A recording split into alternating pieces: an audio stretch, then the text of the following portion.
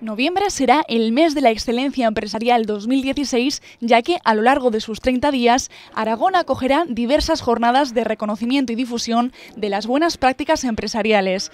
De esta forma, el Instituto Aragonés de Fomento va a celebrar 20 años impulsando la excelencia de las empresas aragonesas y otorgará a General Motors el premio de honor 20 aniversario. Todos sabemos lo que ha supuesto General Motors en Aragón.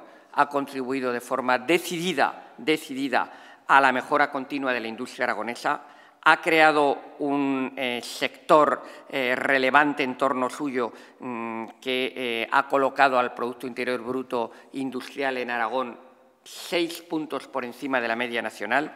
Además de otras entregas de premios, en el mes de la excelencia empresarial 2016 se sucederán las jornadas sobre las claves de la excelencia o la innovación.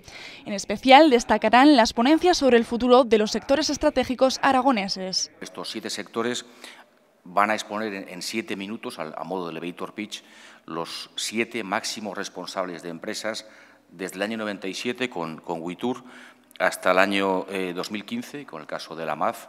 Cada 3 años tendremos la oportunidad de que un referente, que son máximos directivos de estas empresas, expliquen su visión del futuro de 7 sectores estratégicos. Un total de 800 empresas han participado en el Plan de Excelencia Empresarial en Aragón del IAF desde que comenzó en 1996.